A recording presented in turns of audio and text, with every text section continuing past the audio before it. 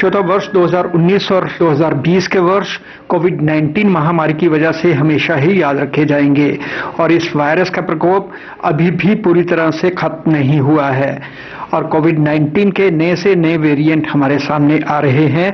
कोविड-19 का एक और नया वेरिएंट ओमिक्रॉन ने महामारी से जूझ रही दुनिया में स्वास्थ्य को लेकर चिंता और भी बढ़ा दी है। विश्व स्वास्थ्य संगठन WHO ने भी इसे चिंताजनक बताया है और धीरे धीरे ये वायरस अपने पांव पसारते हुए भारत में भी आ चुका है। इसे कोविड के डेल्टा वेरिएंट से भी तेजी से फैलने वाला बताया जा रहा है। ये जान लेना जरूरी होगा कि इसके लक्षण क्या है और क्या है इसका उपचार। कोविड-19 के इस नए वेरिएंट को लेकर भारत सरकार की ओर से क्या है दिशा निर्देश, पूछेंगे इसी वेरिएंट को लेकर कुछ प्रश्न।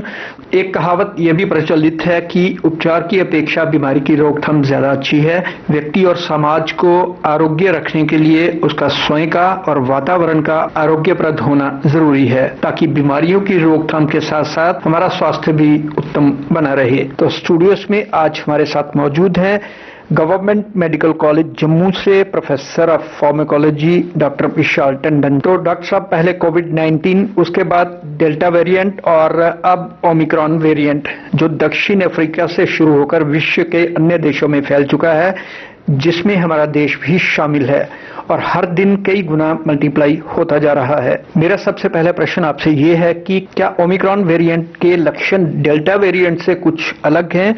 किस प्रकार के लक्षण देखने में आ रहे हैं? जो ओमिक्रॉन है ये बेसिकली एक वेरिएशन है, वेरिएंट है कोविड-19 में। हमने डेल्टा देखा, डेल्टा प्लस देखा, तो इस वेरिएशन को हम बोलते हैं B11529। तो इसमें देखें 3-4 जो हमारे मेजर कंसर्न है, तभी इसको हम बोलते हैं वेरिएंट ऑफ कंसर्न। पहला कंसर्न, जैसे आप ही ने कहा कि क्या ये फैलता है बड़ी तेजी से है या कम तेजी से है, ये जानना बड़ा जरूरी रहेगा श्रोताओं को। दूसरा ये कि भाई क्या सिम्टम इसके सेम रहेंगे या कुछ अलग तरह से आएंगे।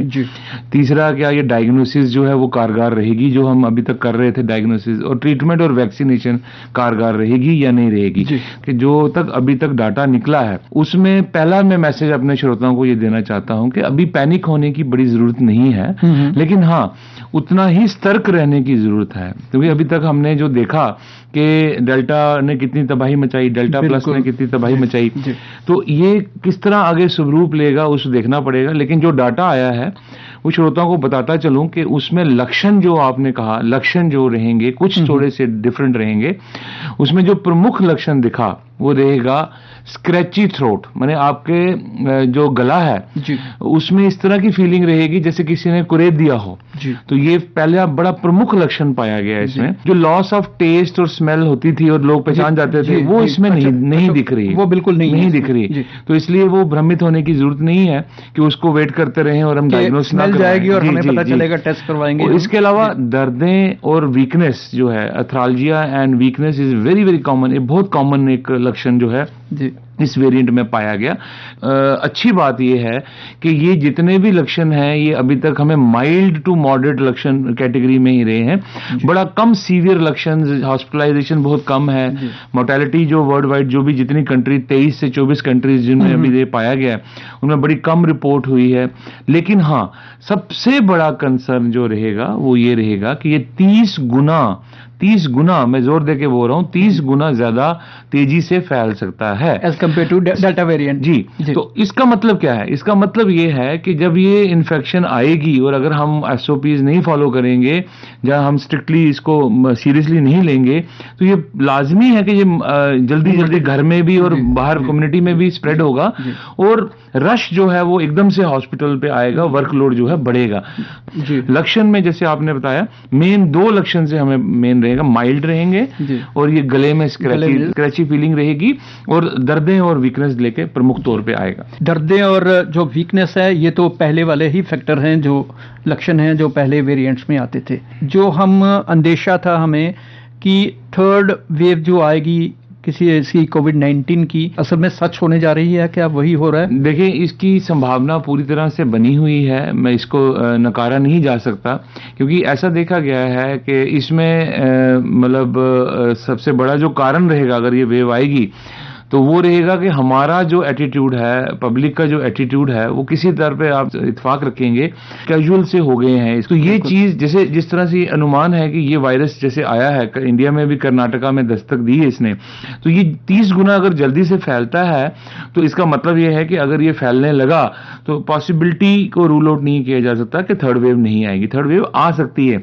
तो उसका रोकथाम या उसको डिले करने का एक मूल रूप जो है कि हमें सतर्क रहना है और इस सारे जो SOPs हैं उसको फॉलो करना है। जी, तो डॉक्टर साहब अब प्रश्न ये उठता है कि लोग थोड़ा सा लापरवाह हो चुके हैं और लोगों में आम धारणा जो देखी गई है, उनका कहना है कि हम तो वैक्सीनेटेड हैं, दोनों डोज हमने ले लिए, अब हमें कोई चिंता की बात नहीं है। तो SOPs जो थी वो भी थोड़े से उसके प्रति भी लापरवाह हो चुके हैं। किस प्रकार से ये उन लोगों को भी अटैक कर सकता है जो वैक्सीनेटेड हैं? देखिए, ये 2-3 चीजें मैं इसमें बताना चाहूंगा कि इसमें जो ट्रांसमिसिबिलिटी बड़ा एक मेजर करैक्टर आया है, 30% ट्रांसमिसिबल, और री इन्फेक्शन का भी एविडेंस आया है कि री इन्फेक्शन करेगा जी।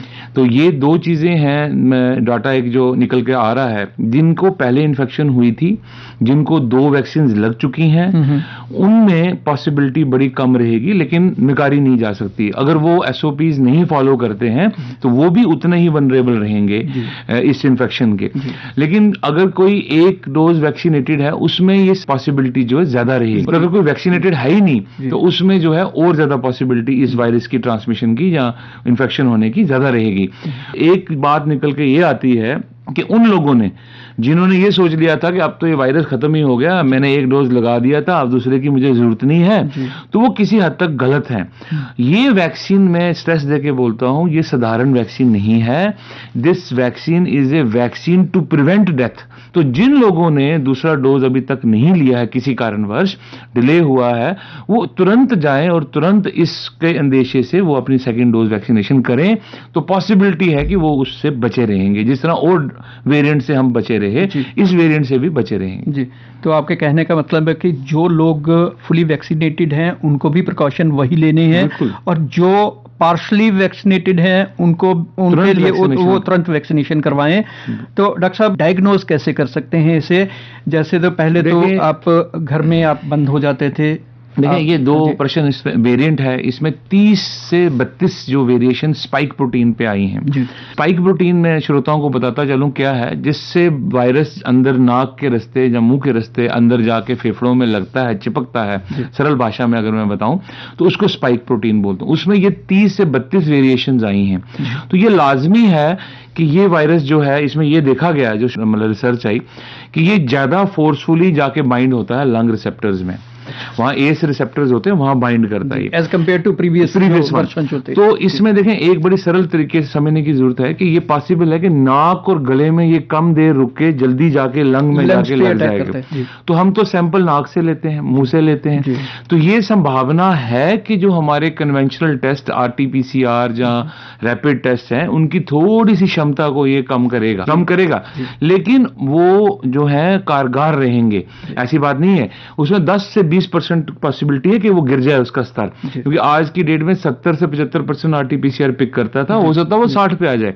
लेकिन गवर्नमेंट ऑफ इंडिया ने इसको मद्देनजर रखते हुए ये प्लान आउट किया कि भाई हम रैंडम सैंपल भी लेंगे जीनोमिक सीक्वेंस के लिए। माने अगर आप नेगेटिव भी आ गए हैं किसी हॉस्पिटल में या किसी एरिया में या किसी ट्रैवलर की हिस्ट्री पर्टिकुलर अगर है, तो उसमें 2% हम सैंपल जो है 100 में से 2 लोगों का सैंपल हम जीनोमिक उसके लिए भी भेजेंगे। जीनोमिक सीक्वेंस में इस वेरिएशन की तुरंत जो है पता लग जाएगी। तो ये अभी SOP, करंट SOP यही है कि 2% रैंडम सैंपल फॉर जीनोमिक। ये निर्धारित भी किया जाएगा कि बाकी जितनी लैब्स हमारी जो भी वर्किंग है, वो सैंपल 2% जो है जीनोमिक सीक्वेंस के लिए ICMR में भेजें। तो ये एक SOP जो बनके उभर के आया है, पर ये कारगर रहेंगे, लेकिन थोड़ी पॉसिबिलिटी है कि उनकी क्षमता कम हो जाएगी। जी डॉक्टर साहब, जो टेस्टिंग प्रोसीजर्स जो हैं, पहले तो हम हॉस्पिटल्स में जाते थे या प्राइवेट लैब्स में जाते थे और RT-PCR या जीनोम सीक्वेंसिंग करवाते थे और पता चलता था, क्या अब भी वही है टेस्ट प्रोसीजर? वो ही रहेगा। इनफैक्ट गवर्नमेंट ऑफ इंडिया ने निर्धारित यही किया कि इस टेस्टिंग को बढ़ाया जाए, क्योंकि टेस्टिंग बढ़ेगी तो हमें इसका पता लगेगा कि कितना प्रेवलेंट है। सेम हॉस्पिटल्स में जिस तरह काउंटर्स बने हुए हैं, अब जनता उससे वाकिफ है कि भाई कहाँ जाना है, कहाँ सैंपल देना है। पिलग्रिमेज एरिया आपका वैष्णो वैष्णो देवी है, वहां पे भी सेंटर्स बने डायग्नोस्टिक सैंपल उठाने के, और टेस्ट जो है हमारे यहाँ पे प्रमुख तौर पे मेडिकल कॉलेज में आता है, और आरटीपीसीआर और जीनोमिक सीक्वेंस के लिए यहाँ से जो सैंपल अगर भेजा जाएगा वो आईसीएमआर में ही भेजा जाएगा।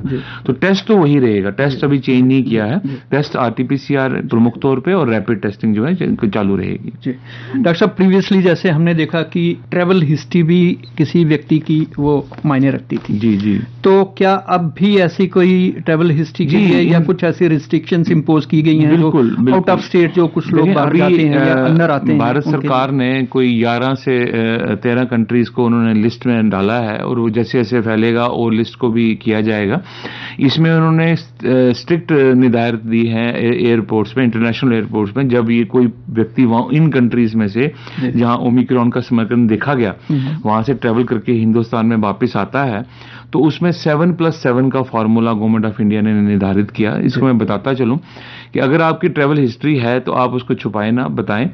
और दूसरा, इन कंट्रीज से पर्टिकुलर आ रहे हैं जो ये जिसमें यूरोप है, जिसमें इजराइल है, जिसमें यूके है, अमेरिका है, नया वेरिएंट जहां देखा गया, दस्तावेज जहां पे दिए, वहां से अगर आप आ रहे हैं तो 7 दिन पहले तो आपका टेस्ट लिया जाएगा। टेस्ट लेने के साथ ही आपको 7 दिन के लिए क्वारंटाइन कर दिया जाएगा।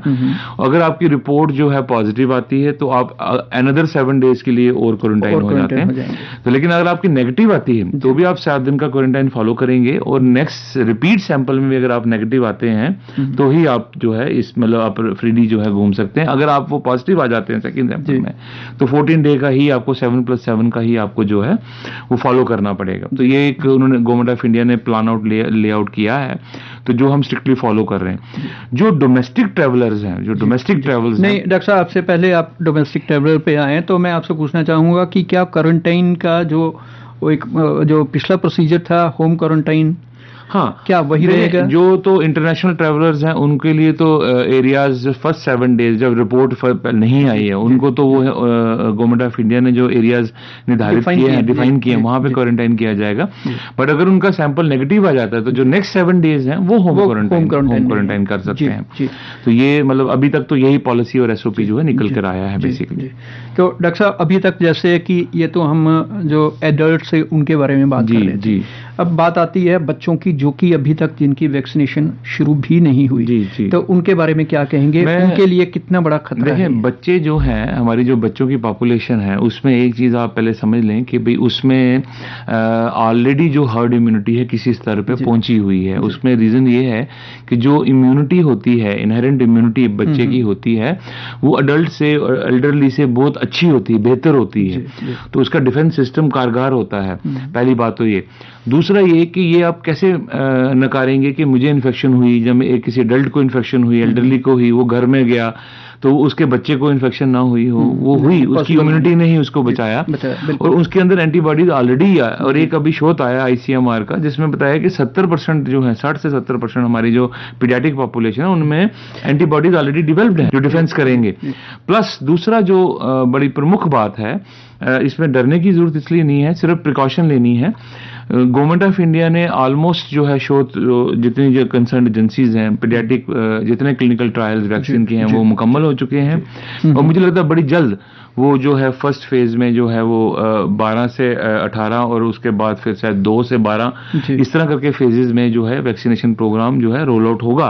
तब तक तो बचाव सबसे बड़ा जो है डिफेंस रहेगा। बाहर कम बच्चे को जाने दें, मॉल्स में ना ले जाएं, स्कूल तो वैसे ही घर से अभी भी वैसे ही चल रहे हैं, उसी मोड में चल रहे हैं, तो घर में बने रहें और जितनी पॉसिबिलिटी हो सके ना निकले बच्चे, तो अच्छा रहेगा, पीडियाट्रिक पॉपुलेशन के लिए भी अच्छा रहेगा।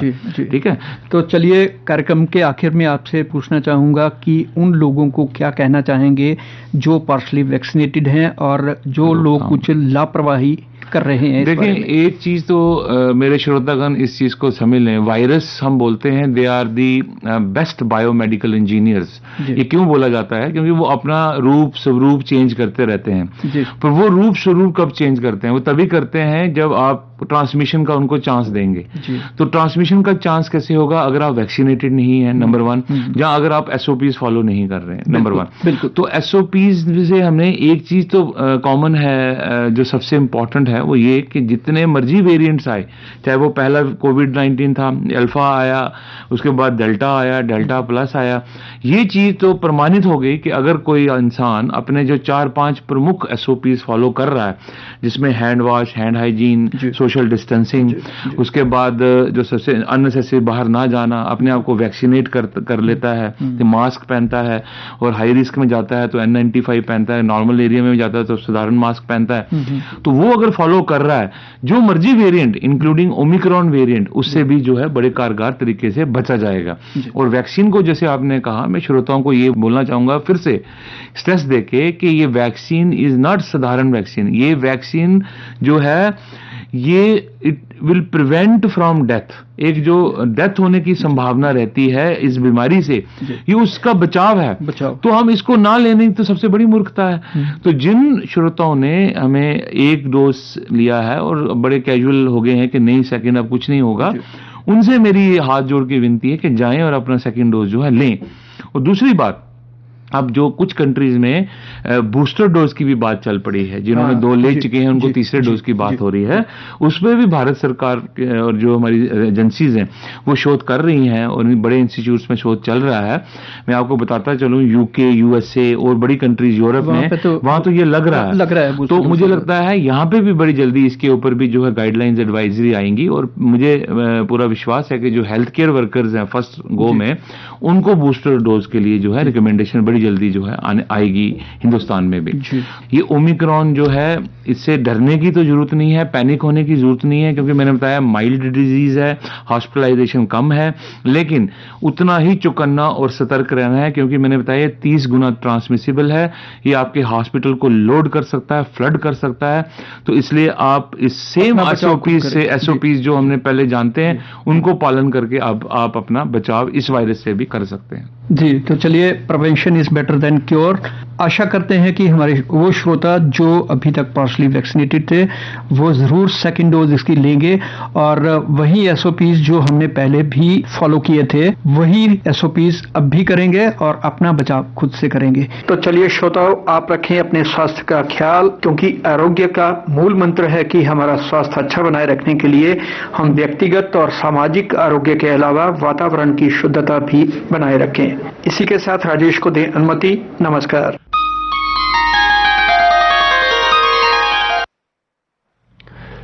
तो सुनारदे कार्यक्रम आरोग्य इस डॉक्टर विशाल टंडन की गलबात सुनी।